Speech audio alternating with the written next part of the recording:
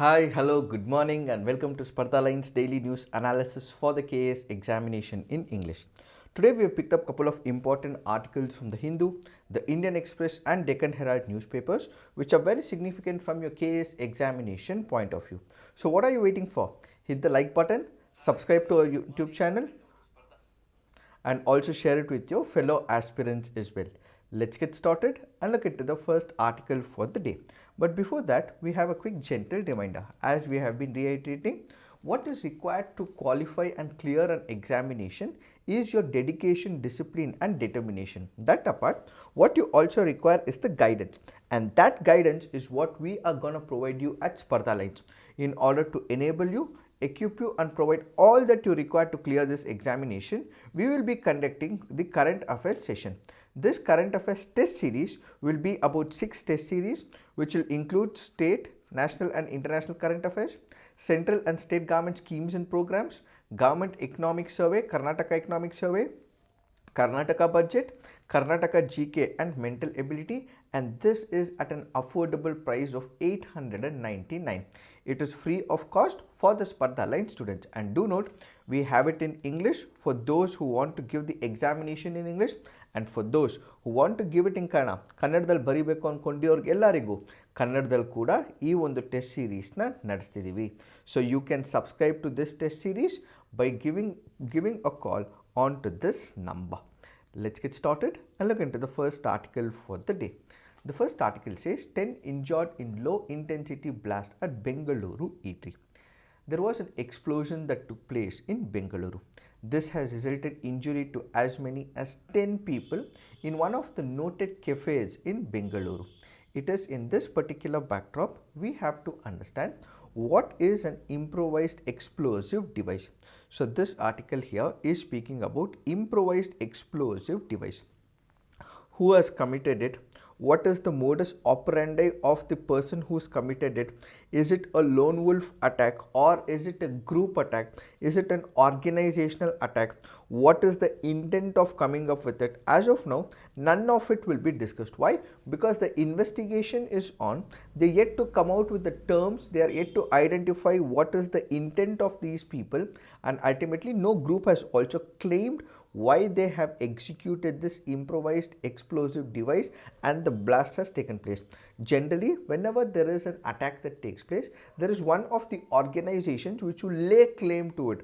We are coming up with this improvised device, or we are conducting this activity primarily because of so and so incident happened before so and so place. They would clearly have a modus operandi why they committed an attempt. As of now, no group has taken the responsibility. Once the police officers or the central agencies come out with a report, we will take it up more elaborately. But today our focus would be primarily with respect to IED, which is nothing but improvised explosive device. Good morning, Nitin. Good morning. And what is this improvised or the IED is what we have to understand in today's discussion. This is very important from your GS paper 3, which is more to do with your security. What is an IED? An IED is basically a homemade bomb. According to the fact sheet by the United States Department of Homeland Security, because they are improvised, IEDs can come in many forms, ranging from a small pipe bomb to a sophisticated device capable of causing massive damage and loss of life. So what are these IEDs? These are nothing but the homemade bombs. These can be carried or delivered in a vehicle, carried, placed or thrown by a person, delivered in a package or concealed on the roadside. The term IED came into common usage during the Iraq war that began in the year 2003. So the first question that we have to answer is, when you look at the visuals or the video of what happened in the Rameshwaram cafe in Bengaluru, they say that there was one of the person who entered and this particular IED device and the bag was placed close to a hand wash place, and ultimately people did not pay heed to that or importance to that because they just assumed that it is another bag, and all of a sudden in what could be a depreciable incident, we have about 9 people injured because of this explosion. So this happens to be a human made bomb. This happens to be a bomb made by these people who would want to disrupt this issue, and ultimately this has resulted injury to about 10 people, and we are yet to wait for the report. In this particular backdrop, we have to understand what are the components of an IED. The components basically include an initiator or a triggering mechanism. What is this triggering mechanism? For example, it needs something to operate. So a mobile phone can be kept, so a mobile phone can trigger it, or there can be a timer that can be attached as well. So the minute this trigger is set on, it immediately goes off, it bursts, and that is what is called as the explosion. So there is a triggering mechanism that is involved. It can be a mobile phone or an automatic timer, so it is set to a precise timer. For example, at around 1 p.m. or about 12:55, or there is a trigger, I give a call to that number and immediately explodes. A switch can also be used as a trigger, a main charge which causes the explosion, a power source. Since most IEDs contain an electric initiator, they require an electronic power source, and a container. So generally, how much of blast causes, what is the impact of it, depends on the size of the IED, the construction of the IED, where it is placed in that region or in the premises, and whether it incorporates a high explosive or a propellant. For example, we know for the fact that people keep coming in and out of a particular cafe. Larger the number of people who come to that particular cafe, more will be the impact as well. The number of IEDs and the components more in the bag or placed in that particular hotel or any region, more will be the impact as well. So it is not directly going to harm, but instead it is how many people who are present in that particular locality. What if there are no people, IED is placed, then there are no people and it takes an explosion, there is no harm. But if they know for the fact that more number of people will come to this particular cafe, and they have also used components as well, the construction happens to have happened as well, and it is in this particular backdrop significant impact has occurred in Rameswaram KP. Additionally, IEDs may be packed with additional materials or enhancements such as nails, glass or metal fragments designed to increase the amount of shrapnel released by the explosion and thus the damage it causes. For example, if the number of people who are significantly present, they want to create an impact to the people as well within the IED, the minute the explosion occurs, there can be nails that can be present within this particular explosion, or for example the IED. So the minute it bursts, these IEDs will have nails which will immediately penetrate the skin as well, because the explosion is going to be strong. And enhancement may also include hazardous materials such as toxic chemicals or radioactive circumstances. An IED packed with, let's say, depleted uranium is also called as the dirty bomb. So what are the explosives that are used? Ammonium nitrate and fuel oil, tricitylene triperoxide, Semtex, ethylene and urea nitrate. What are the common uses of these are all mentioned, and these IEDs were used in Oklahoma City bombing, 2005 bombings in London, Irish Republican Army bombings, World Trade Center 1993, and even in Olympic Park bombings as well. These are some of the examples as to how these high explosives have been used, and they have caused significant impact to that particular region and the people who have been impacted. That apart, whenever we speak about these IEDs, we have to remember that it will cause significant damage to the structures and to the infrastructure, and there is a possibility of the secondary device. What is the possibility of a secondary device? Let's say for example, there is an IED. This IED, let's say for example, is placed near the cash counter. To take the example of what's happened in the Rameswaram cafe in Bengaluru. So this bag is placed near the cash counter. I'm giving you just an example. So what would people do? They will immediately start rushing to a particular place. So they know for the fact that after this incident, large number of people may assemble in a particular region which the people assume is safe. So in this particular place, they will also have another device. This will have multiple explosions as well. So the minute there is one explosion in one place, people assembled to a second place, they would have identified which is the second place, they would have also placed bomb in the second place, and that is the possibility of secondary devices or multiple explosions. And at the same time, when it happens, this can also result in secondary hazards. So there is a possibility of damage to the structures, to the infrastructure, and then they make people come to a second place, and in the second place they would have placed more IEDs, and this will result in secondary hazards as well. This could be the likely consequence or another way of causing significant impact. So what are the health effects? One is what is called as the thermal injuries. What are these thermal injuries? Because there is an explosion that has taken place, what we will see is heat impact on the skin. There will be bursts, there will be skin protrusions that can happen. Because there is a lot of heating, the skin will burn out, which is called as the thermal injuries because of the increase in the temperature. Then what we have is impact injuries. What are these impact injuries? Let's say for example, we have the IED which has hit the wall falls on me. So the minute wall falls on me or something else falls on me, that is what is called as impact injuries. Overpressure damage, for example, because of the explosion that has happened, there is overpressure, because of which it can also result in damage as well. It can also result in eye injuries and abdominal injuries, so on and so forth. So these are the health effects that can happen because of the IEDs. Why is IED use spreading? That is because they are simple to design and the components remain cheap. So we can procure it easily, and it is not a costly one.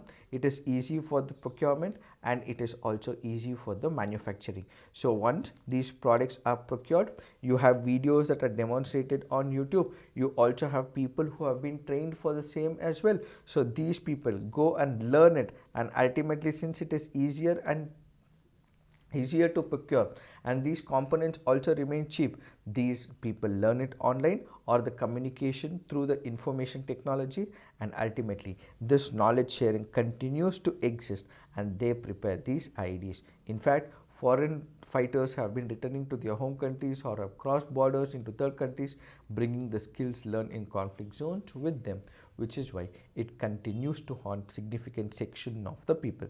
And in India, these IEDs have been used in 1993 Mumbai serial blast, the 2008 Jaipur blast, 2006 Jama Masjid bombings, and the 2013 Bodh Gaya bombings. These are some of the examples that we have to understand with respect to the IEDs. Now let's look into the next article for the day. This article says BJP demands NIA probe. Now that the bomb issue has occurred, there is a burst, that is, there is an IED blast that has taken place.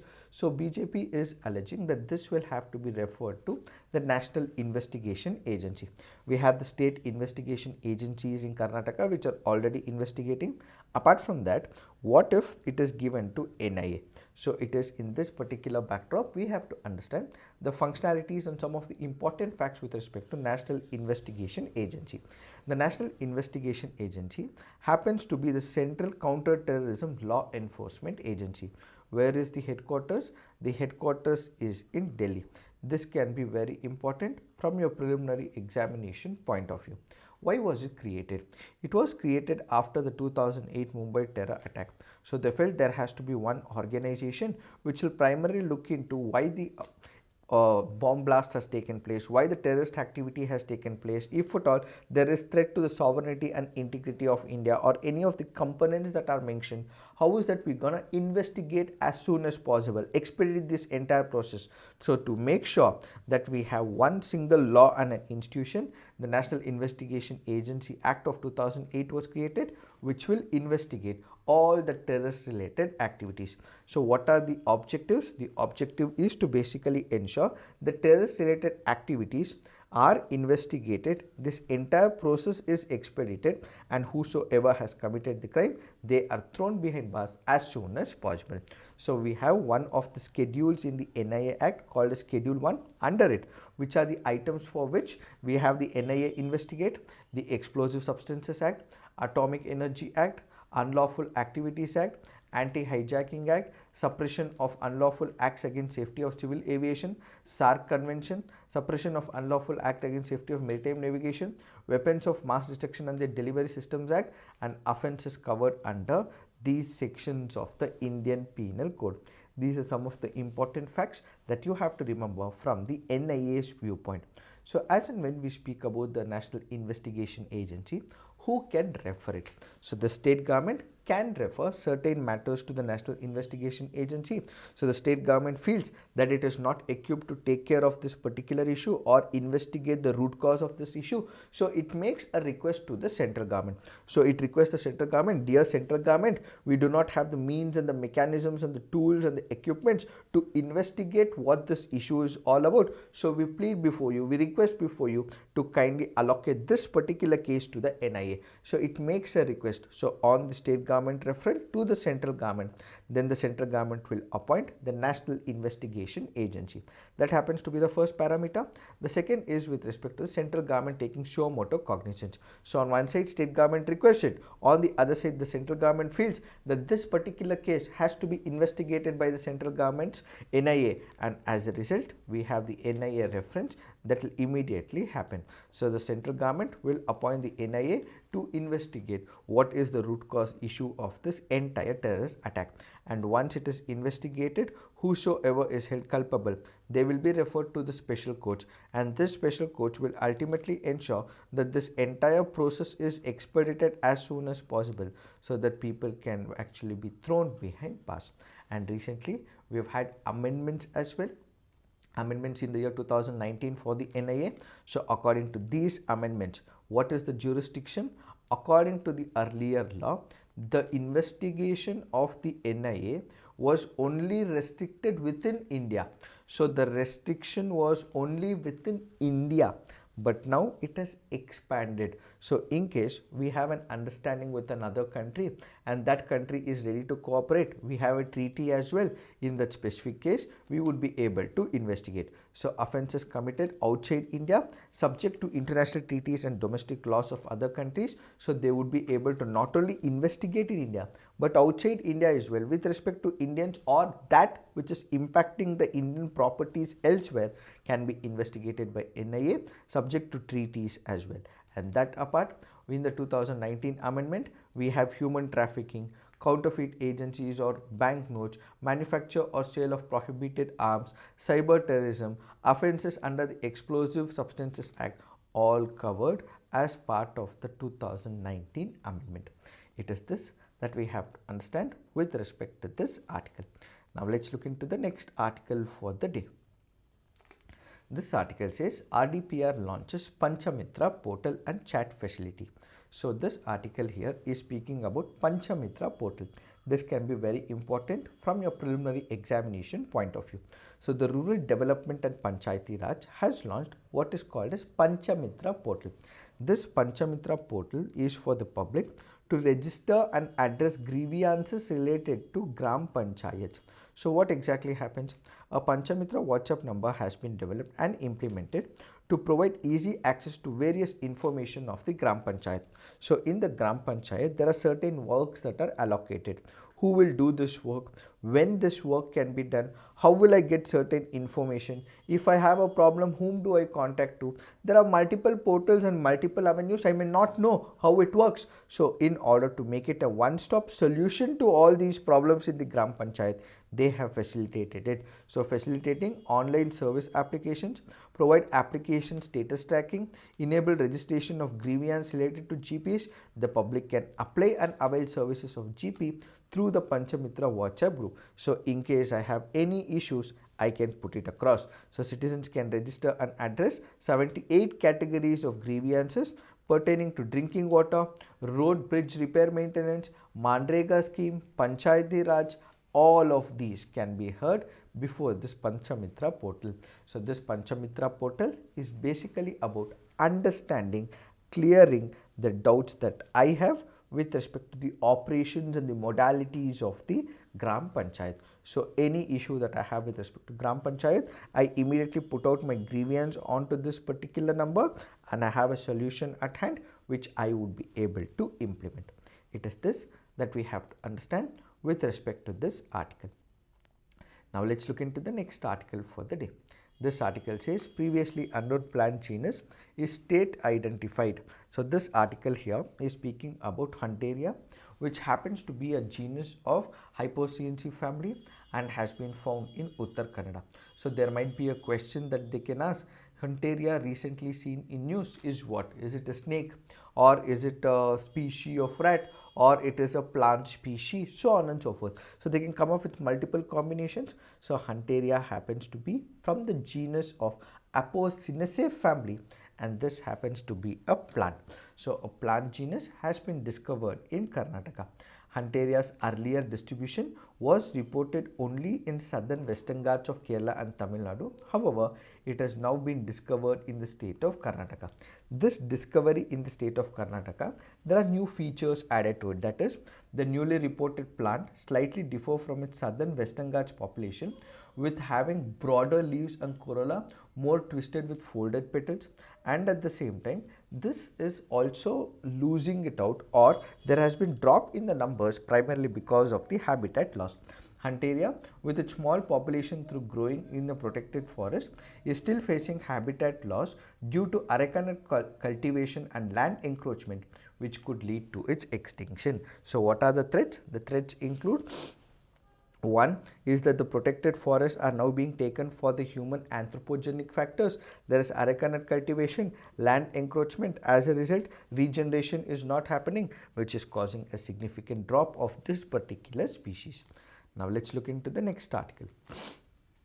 This article is important again from the preliminary examination point of view. The article here is speaking about India and Malaysia bilateral naval exercise, which is called as Samudra Lakshmana. So Samudra Lakshmana is a bilateral exercise between which two countries? The answer to this is Samudra Lakshmana is India and Malaysia. So how will it help? It will help in interoperability, it will help in further honing the skills between both the countries, and further, we know something, we train them, they know something, they train us, and there is exchange of information. So the harbor phase involves professional interactions, subject matter exchange on topics of mutual interest, sports fixtures and other interactions. These interactions are aimed at enhancing knowledge, sharing best practices, further cooperation on maritime aspects, and during the sea phase, units would be jointly honing skills while conducting various operations at the sea. So this will increase the strength or bonhomie between both the countries, and it will also help in enhancing interoperability between Indian and the Malaysian Navy.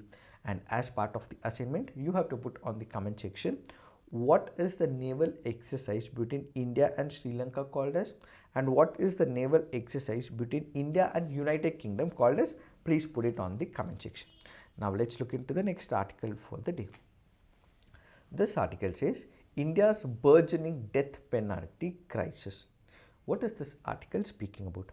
The article here is speaking about increasing number of death penalty cases imposed by the trial court. Despite the Supreme Court issuing directions when death penalty can be imposed, as part of the rarest of the rare doctrine, despite these rules and regulations and guidelines that have been prescribed by the Supreme Court, we have number of trial courts which go ahead and impose the death penalty. These numbers have been increasing over a period of time. In fact, high courts which have to accept these death penalties, which have to reinstate this death penalty, have also been increasing. So what this article says is India's burgeoning death penalty crisis. So the number of death penalties have been increasing over a period of time. So if we look into the data, with 561 prisoners on death row at the end of 2023, India's death row population has continued to rise, reach its highest ever number since 2004. In an unprecedented trend, the Supreme Court of India acquitted nearly 55% of the death row prisoners. If we look into one of the landmark judgments, Manoj versus State of Madhya Pradesh, there was a statement made by the Supreme Court which said that look into couple of factors. One is the aggravating circumstance, the other is the mitigating circumstance. What is this aggravating circumstance? If at all you are imposing a death penalty, this has to be an exceptional one. It has to be on the rarest of the rare doctrine. It has to be an exceptional one where if death penalty is not imposed, it will be a travesty of justice to the victim. So it is a cold-blooded murder, it is a murder of a woman, it is a murder of unusual nature, it is involving a murder of a child, it involves, let's say, a larger section, a community, or let's say a minority population is burnt out. These are the exceptional situations and the aggravating circumstance. What if there is a person who has mitigating circumstances? Let's say he's from a poor background. This poor background plays a very significant role. Despite he committing that, we haven't found out why this person has committed such an issue. So identify the mitigating factors, which means that imposing death penalty may be an option, but instead of imposing death penalty, we will impose him life imprisonment with rigorous imprisonment. So instead of going and snatching away the life of the person, we will only impose death penalty in exceptional circumstances, and we will impose this death penalty only in exceptional circumstances and not during the normal circumstances. So identify the mitigating factors. So what has the court been doing?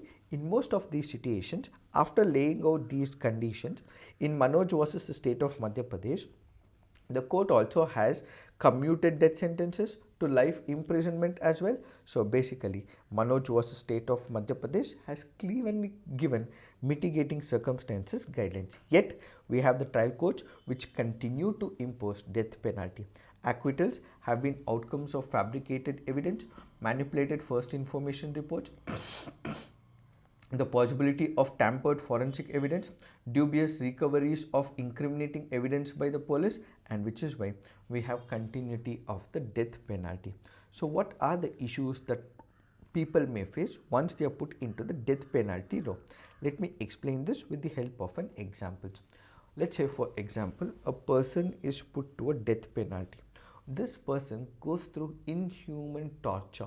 Why? That is because when a person is supposed to follow a certain duties in the society, one of the duties is to respect the rights of the other section of the people.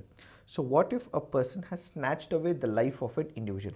Let's say, for example, I am a murderer. I have snatched away the life of another individual. So I have taken away the right of that person. So if I have taken the right of that person, this can be because of multiple things. So it is for the state to correct it. Now, if state also imposes death penalty, what the state is also executing is murder with the authenticity of the law. So it is inhuman in nature. While I commit a murder, the state is also committing a murder by imposing death penalty on me, by imposing capital punishment on me, and that happens to be inhuman. That happens to be violation of Article 21 is the first argument. The second argument is this happens to be a psychological torment. Why? Because whenever a person is going through death penalty, he is not in a proper frame of mind. Why? Because this person is constantly put to the folds of fear. This person would be made that he would be going to the deathbed any day. He can be pushed to the deathbed tomorrow. He can be hanged tomorrow, day after, or within a week. So this person, whosoever is in the death penalty row, is in a constant stage of psychological stress, and ultimately there have been examples where these people who are put under the psychological stress have also committed suicides as well. This also doesn't address the root cause of the crime. What do we mean by root cause of the crime? If at all death penalty is the only way forward, then by now this should have already stopped the crimes as well, but that is not so. Death penalty is continuing for a very long period of time. Despite the death penalty present, has it stopped the crimes that have already taken place? It should have acted as a deterrent by now, but nothing of that sort has happened. The deterrence theory is not helping us out, so it doesn't address the root cause of the crime. So instead of death penalty, impose with life imprisonment. So because it is not deterring the crime, because it is not addressing the root cause of the crime, why continue with it? Let's stop it. And this is mostly biased against people experience poverty. Let me give you an example. You have celebrities. I wouldn't want to name the celebrities because their fans would ultimately blame me. They would drink and booze, and they would even drive the cars as well. They would even kill people on the road because of their negligence. And these individuals are given utmost respect by the judiciary, and because of the huge armory of advocates that they would be able to field, ultimately they are released on paroles as well. Then there are individuals who are involved in terrorist attacks. They have guns at their places, but they are celebrities. They are heroes in real life and not in real life. And these people should have been convicted, thrown behind bars, or even imposed with death penalty. But are they doing that? No. Because of the money power, because of the muscle power they feel, because of the political connections that they have, because they would be able to come up with armory of advocates as well. Generally, when capital punishments are imposed, it is tilting in favor of the poor sections of the society. They are biased against people experiencing poverty because these people do not have all the armories that are existing. So when a celebrity from a particular film industry can be coming out, what about the poor people? So these capital punishments are more towards the poor and not towards the general society. And when it comes to the capital punishments, there have been ample number of examples where death penalty has been imposed. A person's life has been snatched away, but new evidence has come on the stage where it said that person has not committed so. Since it is an irreversible process, we are snatching away the life of the person. We would not be able to reverse this entire decision, and that is a violation of law, and it is also a violation of human rights. And these are some of the arguments that the author has put when it comes to death penalty. So the country should rethink about this entire issue of death penalty is what is this article all about. Wali says, good morning sir. Umesh Budgal says sir please ಸ್ವಲ್ಪ Kannada translation ಮಾಡಿ. ಖಂಡಿತ ಮಾಡ್ತೀನಿ. ನಿಮಗೆಲ್ಲಾದರೂ ಏನಾದರೂ ಅರ್ಥ ಆಗಿಲ್ಲ ಅಂದರೆ ದಯವಿಟ್ಟು ಹೇಳಿ, ನಾನು ಅದನ್ನು ಟ್ರಾನ್ಸ್ಲೇಷನ್ ಮಾಡ್ತೀನಿ. ನಮ್ಮ ಇಂಗ್ಲೀಷ್ ಸೆಷನ್ ಆದಮೇಲೆ ಕನ್ನಡ ಸೆಷನ್ ಕೂಡ ಇರುತ್ತೆ, ಬಟ್ ಅದು ಎಲ್ಲ ಥರ ಆರ್ಟಿಕಲ್ ನಾವು more to do with Hindu analysis, Indian Express ಮತ್ತು ಡೆಕ್ಕನ್ ಹೆರಾಲ್ಡ್ ತೊಗೊಳ್ತಿದ್ದೀವಿ. ನಿಮ್ಗೇನಾದ್ರು ಅರ್ಥ ಆಗಿಲ್ಲ ಅಂದರೆ ನಮ್ಗೆ ದಯವಿಟ್ಟು ಹೇಳಿ, ನಾನು ನಿಮಗೆ ಎಕ್ಸ್ಪ್ಲೇನ್ ಮಾಡ್ತೀನಿ. Now let's look into the next article for the day. This article here is speaking about International Big Cat Alliance. What is this International Big Cat Alliance? Similar to what we have as International Solar Alliance, India is planning to come up with the International Big Cat Alliance. So the big cat basically includes the tigers, the cheetahs, the leopards, so on and so forth. Protecting them by ensuring that we have inter-country cooperation is what is an agenda of the International Big Cat Alliance. So basically, India as a country over a period of time has been able to safeguard the rights of the tigers. So it has been able to take number of steps as well. So what if India is able to reap the benefits of safeguarding the rights of the tigers? What if India is able to share the same information with other countries as well? Or for example, another country might have safeguarded, let's say for example, leopard, snow leopard, cheetah, so on and so forth. So we have been importing cheetahs from Africa as well. So what if we can learn something from another country? So this quid pro quo or knowledge sharing is the intent of the International Big Cat Alliance. So basically this is an initiative to disseminate good practices in conserving the big cats.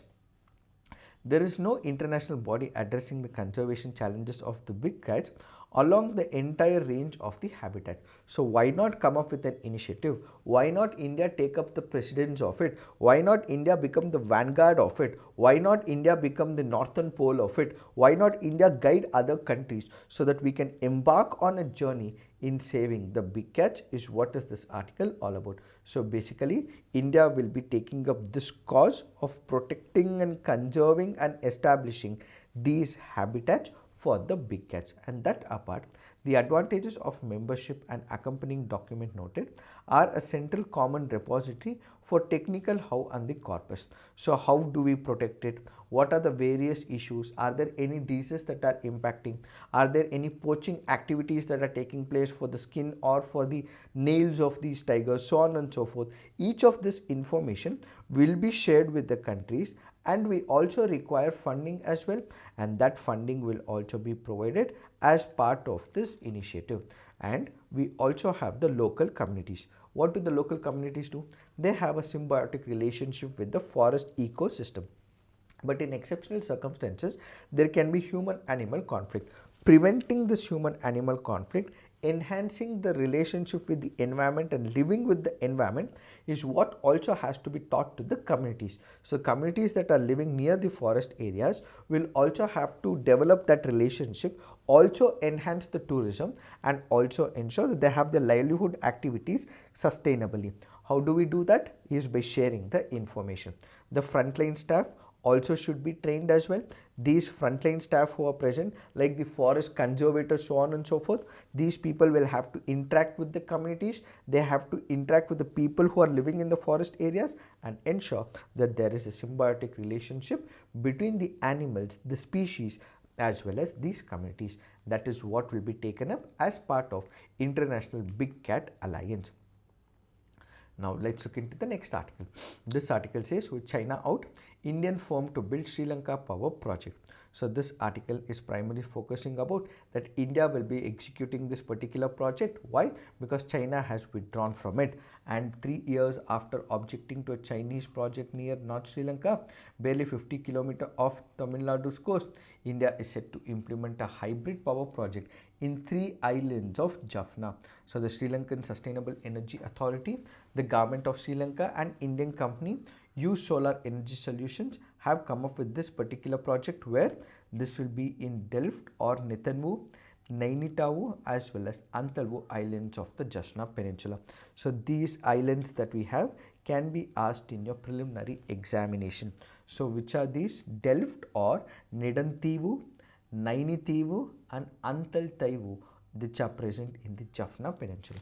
These can be asked in your preliminary examination, and that apart, this project, once it comes to the hands of India, it will further enhance the relationship between India as well as Sri Lanka.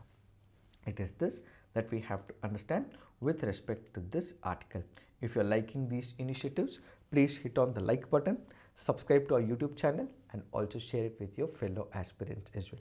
Thank you for watching. All the best.